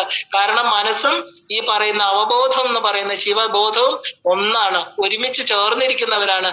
നമ്മൾ അറിയാതെ പോസിറ്റീവായിട്ടുള്ള തോട്ട്സ് വരുമ്പോൾ ഈ ഇൻഫ്ലുവൻസ് ഒക്കെ മാഞ്ഞു പോകും. നമ്മുടെ അനേക ജന്മങ്ങളില് ഈ പ്രതലത്തിലുണ്ടായ അടികള്, ഓരോരുത്തരടുത്ത് സൂക്ഷിച്ചു വെച്ചിരിക്കുന്ന പക, വൈരാഗ്യം അങ്ങനെ ശുദ്ധമാവുന്നത് എങ്ങനെയാണ്? നമ്മുടെ മനസ്സെന്ന് പറയുന്ന ഉപകരണം കൊണ്ട് മാത്രമേ നമുക്കതിനെ ശുദ്ധമാക്കാൻ പറ്റുള്ളൂ. ശരീരത്തിൽ അടങ്ങിയിരിക്കുന്ന, അതായത് ശരീര അഭിമാനത്തിലിരിക്കുന്ന ജീവൻ ഞാൻ എന്ന ശരീരബോധത്തിന്റെ ചുഴിയിൽപ്പെട്ട് ഇങ്ങനെ കറങ്ങിക്കൊണ്ടേയിരിക്കും. കാരണം അത് ശരീരമാണെന്നുള്ള തോന്നല്. നമ്മളല്ലാത്തവരായിട്ട് തീരുന്നത് എന്തുകൊണ്ടാ? നമ്മൾ ശരീരമല്ല, ഈ മനസ്സ് പോലും നമ്മളല്ല, അത് വെറും ഒരു ഉപകരണമാണ്. ആ ഉപകരണത്തെ പറ്റിപ്പിടിച്ച അഴുക്കുകളാണ് ഇതിന് കാരണം. അതിനാണ് നമ്മൾ ആ ത്രിമലങ്ങൾ എന്ന് പറയുന്നത്. ആ മലത്രയങ്ങളെ നമ്മൾ ഇല്ലാതാക്കണം, പരിമിതികളെ ഭേദിക്കണം. അതിന് ഒരു ഉപകരണേ നമ്മുടെ കയ്യിലുള്ളൂ, എന്താണ്? ഈ മനസ്സ്. അപ്പൊ ഈ ശരീരബോധത്തിന്റെ ചുഴിയിൽ നിന്ന് നമ്മൾ രക്ഷപ്പെട്ട് നമ്മളെ അല്ലാത്തവരായിട്ട് തീരരുത്. നമ്മളെ അറിയണം. ശരീരം കിട്ടുന്നതോടുകൂടി കൂടുതൽ പരിമിതരാകുകയാണ് നമ്മൾ ചെയ്തത്. ശരീരം നമുക്ക് ബ്ലെസ്സിങ് അല്ല, നമ്മൾ അപരിമേയമായിരിക്കുന്ന ശിവബോധമാണ്. ഇത് വെറും ഒരു കുടമാണ്, എപ്പോ വേണമെങ്കിലും പൊട്ടിപ്പോകാവുന്ന. അതിനെ കൂടുതൽ തയ്ച്ച് ഉപയോഗിക്കേണ്ട ആവശ്യമില്ല. നമ്മളെന്താ, എവിടെ എന്ത് സംഭവിച്ചാലും ഉടനെ അതിനെല്ലാം ആരും കാണാതെ റെഡിയാക്കി വീണ്ടും പഴയ പോലെ ആക്കി വെക്കും, ഇല്ലേ? എല്ലാവരുടെയും മുന്നിൽ പെർഫെക്റ്റ് ഓക്കെ അല്ലേ? എവിടെയാ പെർഫെക്റ്റ് ഓക്കെ? അകത്ത് ആന്തരിക അവയവങ്ങളെ വീക്കായി, കണ്ണ് കാണാൻ പറ്റുന്നില്ല, ചെവി കേൾക്കാൻ പറ്റുന്നില്ല, പല്ല് ചവയ്ക്കാൻ പറ്റുന്നില്ല, എല്ലാം റെഡിയാക്കി, കണ്ണ് ശരിയാക്കി, കാറ്ററാക്ട് സർജറി കഴിഞ്ഞു, പല്ല് വേറെ വെച്ചു. ഇതിനെല്ലാം പുറമെ നമ്മൾ എന്ത് ചെയ്തു? സ്ഥൂല ശരീരത്തിനെ റെഡിയാക്കിയിട്ട് നമ്മൾ പറയണു, എന്തുകൊണ്ടാണ് ഇതൊക്കെ നമ്മൾ ചെയ്യുന്നത്? ചെയ്യണ്ടെന്നല്ല, ചെയ്യണം. പെർഫെക്റ്റ് ആക്കി വെക്കുന്നതിലൊന്നും തെറ്റില്ല. പക്ഷെ ശരീരമാണ് ഞാനെന്നുള്ള ബോധം നമ്മൾ വിട്ടോളണം. കാരണം അവബോധത്തിന്റെ വിപരീത ദശയിലേക്കാണ് നമ്മൾ സഞ്ചരിച്ച് ഈ ഭൂമിയിൽ വന്നിരിക്കുന്നത്. നമുക്ക് തിരിച്ച് നമ്മുടെ റൂട്ട് വേറെയാ, മേളിലോട്ടാ പോവേണ്ടത്. ആ അവബോധം, ശിവബോധം എന്ന് പറഞ്ഞ് ഇവിടെ വേറെ തിരിച്ചിട്ടില്ല. ഈ പ്രപഞ്ചം എന്ന് പറയുന്നത് പ്രപഞ്ചാതീതം അങ്ങനെ ഒന്നുമില്ല, നമ്മുടെ ബോധതലം തന്നെയാണ്. നമ്മൾ മരിച്ചാലും ഇവിടെ തന്നെ, ജനിച്ചാലും ഇവിടെ തന്നെ. ഇവിടെ എന്ന് പറയുന്നത് ബോധതലത്തിന്റെ പ്രസരണമാണ്. അല്ലാതെ ഇവിടെ പ്രത്യേകിച്ച് 5 നില മാളിക പോലെ 5 തലങ്ങൾ, സ്വാധിഷ്ഠാനം ഒരു മാളിക, മണിപൂരകം വേറൊരു മാളിക, അത്രയും പടി കയറി അവിടെ എത്തി, അങ്ങനെയൊന്നും അല്ല. ഇതൊക്കെ ബോധതലങ്ങളാണ്. അതുകൊണ്ടാണ് നമ്മൾ മരിച്ചു കഴിഞ്ഞാൽ എവിടെയും പോണില്ല. നമ്മൾ എവിടെ പോകാൻ പറ്റും നമുക്ക്? ആത്മാവെന്ന് പറയുന്നത് എല്ലായിടത്തും വ്യാപിച്ചു നിൽക്കണു. ശിവൻ എന്ന് പറയുന്നത് വേറൊരു മണിദ്വീപത്തിൽ ഇരിക്കണ ഭഗവാന് അല്ല. അത് ഈ പ്രപഞ്ചബോധത്തിൽ വരുമ്പോൾ നമ്മൾ അങ്ങനെ പറയണു. എല്ലായിടത്തും നിറഞ്ഞിരിക്കണ, എല്ലാത്തിലും ഊർജമായിട്ട് നിൽക്കണ പരാശക്തിയും പരമശിവനും എവിടെയും പോകാനില്ല. അവര് തന്നെ പ്രപഞ്ചം. ആ ശക്തി ഉള്ളിലോട്ട് വലിയുമ്പോൾ അത് ശിവമായിട്ട് തീർന്നു. അപ്പൊ നമ്മൾ എവിടെ പോകാനാ ഇവിടുന്ന്? ആർക്ക് വേണ്ടിയിട്ടാ ബലിതർപ്പണങ്ങൾ ചെയ്യുന്നത്? ആർക്കാ കാക്കാന്ന് പറഞ്ഞിട്ട് അമ്മാവനും അച്ഛനും ഒക്കെ ചോറൂട്ട്? ഒന്നുമില്ല. എല്ലാത്തിലും ആ ശിവബോധം നമുക്ക്, ഞാനെന്ന് പറയുന്ന ആ അവബോധത്തിന് ഒരിക്കലും നാശമില്ല. അതുകൊണ്ടാണ് സാഖ്യയോഗത്തില് ഭഗവത്ഗീതയിൽ ആദ്യമേ പറയണ സ്ഥാണു, ഒരു സ്ഥിരമായിട്ടുള്ളതാണ് ആത്മാവ്. നജായതേ മ്രിയദേവ കഥാചിത് ന്യായം ഭൂത്വ ഭവിത. നീ ജനിച്ചിട്ടില്ല, മരിച്ചിട്ടില്ല, ആ അവബോധമാണ് നീ. നമ്മൾ ചുമ്മാ ഈ ശരീരത്തിനെ വെച്ചിട്ട് നമ്മൾ കുറെ കളികൾ കളിച്ച് ഈ ദുഃഖത്തെ നമ്മൾ വിളിച്ചു വരുത്തുകയാണ്. നമ്മള് അവബോധത്തിന്റെ എതിർദിശയില് ഈ ഭൂമിയെ ലക്ഷ്യമാക്കി, ശരീരത്തെ ലക്ഷ്യമാക്കി നടക്കുന്നത് കൊണ്ടാണ് നമുക്ക് ദുഃഖങ്ങൾ വരുന്നത്. എന്റെ ദുഃഖം എന്റെ സുഖം എന്ന് വീണ്ടും വീണ്ടും ആവർത്തിച്ച് ശിവബോധത്തിൽ നിന്ന് അകന്ന് നമ്മൾ പൊക്കോണ്ടിരിക്കുകയാണ്. തിരിച്ചുപോക്ക് എന്നുള്ള യാത്ര അതിനെ നമുക്ക് കൂടുതൽ വിഷമകരമാക്കി തീർക്കുക നമ്മൾ ചെയ്യുന്നത്. അതുകൊണ്ട് എന്ത് ചെയ്യണം? പഞ്ചഭൂതം ആയിട്ട് കിട്ടിയ നമുക്ക് പഞ്ചഭൂത നിർമ്മിതമായിട്ടുള്ള ഈ ശരീരം പേറി മനോബുദ്ധി അഹങ്കാരങ്ങളോടുകൂടി നമ്മൾ നിൽക്കുന്ന ഓരോരുത്തരും, നമ്മളെന്താ, നമ്മുടെ സ്ഥൂല ശരീരവും ഈ പറയുന്ന മനസ്സ്, ബുദ്ധി, അഹങ്കാരം എന്ന് പറയുന്ന നമുക്ക് രണ്ട് ഉപകരണങ്ങളാണ് ഉള്ളത് ഈ അവബോധത്തിന്. ഒന്ന് സ്ഥൂല ശരീരം, ഒന്ന് സൂക്ഷ്മ ശരീരം എന്ന് പറയുന്ന മനസ്സ്, ബുദ്ധി, അഹങ്കാരം. അങ്ങനെ നടക്കുന്ന എന്താ പറയുക, ഈ രണ്ട് ഉപകരണങ്ങളും കൊണ്ട് നടക്കണവരാണ് നമ്മൾ ഓരോരുത്തരും. എന്ത് ചെയ്യണം? ഈ ആത്മാവിനെ സദാ ഈ ഒരു ഭൂതസംഘാതത്തിൽ നിന്ന് വിട്ട് കാണണം നമ്മള്. എപ്പോ നമ്മൾ വിട്ട് കാണാതിരിക്കണോ അപ്പൊ ദുഃഖമാണ്. കാരണം ഇതല്ല. അതുകൊണ്ടാണ് അഹം നിർവികൽപ്പം. അതുകൊണ്ടാണ് നിർവാണ അഷ്ടകം. ഇല്ലെങ്കിൽ രാവിലെ എഴുതിക്കുമ്പോ നമ്മള് എന്താ പറയാ, പ്രാതസ്മരാമി ഹൃദി സംസ്ഫുരത് ആത്മതത്വം എന്ന് പറയുന്നത് എന്താ? ഈ ആത്മതത്വമാണ് ഞാന്. സച്ചിത് സുഖം പരമഹംസ ഗതിം തുരീയം യത് സ്വപ്ന ജാഗ്രത സുഷുപ്തിം അവൈതി നിത്യം തത് ബ്രഹ്മ നിഷ്കളം അഹം നച ഭൂതസംഘ. ഈ ഭൂതസംഘങ്ങളല്ല ഞാൻ നിഷ്കളമായിരിക്കുന്ന ആ ബ്രഹ്മമാണ് എന്ന് രാവിലെ ഉറപ്പിച്ചിട്ട് നമ്മൾ എണീക്കണം. അപ്പൊ തിരിച്ചു പോക്ക് നമുക്ക് ദുഃഖമാക്കരുത്. പഞ്ചഭൂതമായിട്ടുള്ള ശരീരവും മനസ്സും ബുദ്ധിയും അവിടെ നിൽക്കട്ടെ. അതൊരവസ്ഥയാണ്. മനസ്സിന്റെ പ്രതലങ്ങൾ എന്ന് പറയുന്ന ആ ഒരു നേർമയുള്ള സൂക്ഷ്മമായിരിക്കുന്ന വളരെ എന്താ പറയാ നല്ല ഭംഗിയുള്ള ഒരു പുതപ്പാണത്. അവിടെ നമ്മൾ എന്തുണ്ടാക്കണു?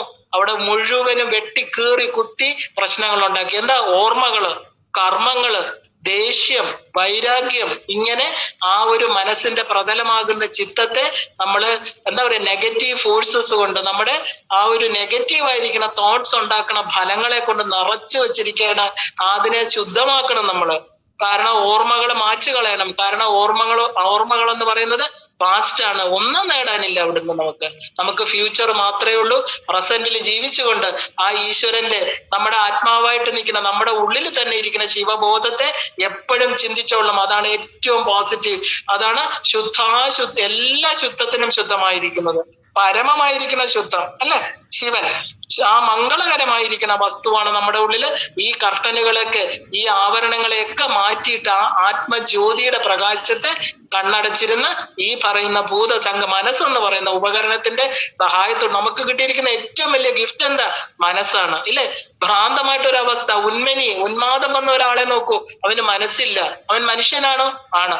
പക്ഷെ അവന് ബോധമുണ്ടോ? ഇല്ല. അവൻ എന്ത് ചെയ്യുന്നു? അവൻ ആരാണ്? ഒന്നും ബോധമില്ല. എത്ര പേരാണ്? 75% പേരും ഇന്ന് ഭ്രാന്തമായിട്ടുള്ള അവസ്ഥ. കാരണം അവന്റെ മനസ്സിനെ അവൻ അറിയില്ല, എന്താ ചെയ്യണമെന്ന് അറിയില്ല. എത്ര പേരാണ് കയ്യും കാലും ചങ്ങലയിട്ട് കെട്ടിക്കൊണ്ടുവരുന്നത്? എത്ര പേർക്കാണ് രാവിലെ ECT, ഇലക്ട്രോ മാഗ്നറ്റിക് വേവ്സ് അവരുടെ തലയിൽ അടിക്കുന്നത്? ആലോചിച്ച് നോക്കൂ, എത്ര കഷ്ടമാണ്. അപ്പൊ നമുക്ക് തന്നിരിക്കുന്ന ഈ മനസ്സ്, അതിനെ നമ്മള് പുണ്യമാണ്, ഈശ്വരൻ തന്ന ഗിഫ്റ്റാണ്. അതിനെ നമുക്ക് നന്നായിട്ട് ഉപയോഗിക്കണം. നല്ല മനസ്സ്. എന്താ നല്ല മനസ്സ്? Positive thoughts. എല്ലാവരും എന്റെ ബന്ധുക്കളാണ്. എനിക്ക് ആരോടും ശത്രുതയില്ല. സ്നേഹം, കരുണ. പിന്നെ ഏറ്റവും വലിയതാണ് നമ്മുടെ ഈശ്വരൻ, നമ്മൾ ആരാണ് എന്നുള്ള തിരിച്ചറിവ്. നമ്മുടെ വിഷമവൃത്തം നമ്മൾ ഉണ്ടാക്കുന്നതാണ്. ഇത് അറിഞ്ഞാല് നമ്മുടെ ഉള്ളില് എവിടെയാ മാറ്റം വരുത്തേണ്ടത്? മനസ്സിലാണ് മാറ്റം വരുത്തേണ്ടത്, നമ്മുടെ ഉള്ളിലാണ് മാറ്റം വരുത്തേണ്ടതെന്ന് തിരിച്ചറിയും. ഇനി ആ ഒരു മാറ്റം നമ്മളിൽ വന്നു കഴിഞ്ഞാൽ മാത്രമേ കർമ്മം എന്താണ്, പുനർജന്മം എന്താണ് എന്ന് പറയുമ്പോൾ ഈ ഒരു 36 തത്വവും നമ്മുടെ ഉള്ളിൽ പൂർണ്ണമാകും. ഇന്ന് അതിന് സമയമില്ല. എന്താണ് കർമ്മവും പുനർജന്മവും? നമുക്കത് അടുത്ത സത്സംഗിൽ മനസ്സിലാക്കാം. ഈ ഒരു 36 തത്വങ്ങൾ എന്ന് പറയുന്ന തന്ത്രയുടെ ബേസിക് ആയിട്ടുള്ള ലളിതാ സഹസ്രനാമം മുഴുവനും ഈ തത്വങ്ങളിലൂടെയാണ് കടന്നു പോകുന്നത്. ദേവി ഉപാസകരായിരിക്കണം നമുക്ക് ഇത് ഒരുപാട് ഉള്ളറിവ് തരണം. കാരണം ഇന്ന് മനസ്സിലായില്ലെങ്കിൽ പോലും കാലങ്ങൾ കഴിയുമ്പോൾ ഇത് നമ്മുടെ ഉള്ളില് ഈ സത്യത്തെ തിരിച്ചു കൊണ്ടുവരാൻ നമുക്ക് പറ്റാൻ ആ പരാശക്തി നമ്മുടെ മനസ്സ് മാത്രം ശുദ്ധമായിട്ട് ആ ശിവനോട് ചേർത്ത് വെക്കുക. കാരണം മനസ്സെന്ന് പറയുന്ന ഊർജമാണ്, ശക്തിയാണ്. ആ ശക്തിയിൽ എപ്പോഴും സത്ചിന്തകള്, ഈശ്വരനെ കുറിച്ചുള്ള സത്സംഗങ്ങള്, ഈശ്വരനെ പുകഴ്ത്തുന്നത്, ഈ മന്ത്രങ്ങളൊക്കെ ഉപയോഗിക്കുന്നത് മനസ്സിന്റെ തലം ശുദ്ധമാവാനാണ്. അങ്ങനെ കാലക്രമേണ നമ്മുടെ ചിത്തശുദ്ധി ഉണ്ടായി, നമ്മുടെ ഇംപ്രിൻസ് ഒക്കെ നമുക്ക് മാച്ചു കളഞ്ഞ് അവിടെയാണ് ചിദ് അഗ്നിയിൽ നമ്മൾ ഹോമിക്കുക. ചിദ് അഗ്നി കൊണ്ട സംഭൂത. ആ അഗ്നിയില്, നമ്മുടെ അറിവാകുന്ന അഗ്നിയില് നമ്മുടെ എല്ലാ കർമ്മങ്ങളെയും ഹോമിച്ച് നമ്മൾ ഓരോരുത്തർക്കും ശുദ്ധമായിട്ട് ആ പരമപദത്തില് തീർച്ചയായിട്ടും ആ ശിവോഹം എന്ന് പറയുന്ന ആ പരാസംവിത്തായിട്ടിരിക്കുന്ന ശംഭുവില്, ആ മംഗള സ്വരൂപത്തില്, അത് വെറും ഒരു എന്താ പറയാ എനർജി തലമാണ്. അവിടെ നാമരൂപങ്ങളൊന്നുമില്ല. ഭൂമിയിൽ നിന്ന് നമ്മുടെ ശരീരത്തിൽ ഇരുന്നു കൊണ്ട് തന്നെ ഷഠാധാരങ്ങളിലൂടെ ആ ബോധമാകുന്ന, അതായത് സഹസ്രാരമാകുന്ന കൈലാസത്തിൽ നമുക്ക് എത്തിച്ചേരാൻ പറ്റും. അവിടെ എന്താ, നമ്മുടെ മാത്രം കുറച്ച് അറിവ്, കുറച്ച് സമയം മാത്രം നമ്മൾ ഇതിന് ചെലവഴിച്ചാൽ മതി. തീർച്ചയായിട്ടും ദേവി ഓരോരുത്തർക്കും നമുക്ക് ആ അനുഗ്രഹം തരട്ടെ എന്ന് പറഞ്ഞുകൊണ്ട് നമുക്ക് ഇന്നിവിടെ നിർത്താം. എല്ലാവർക്കും ശ്രീമാത്രേ നമഃ.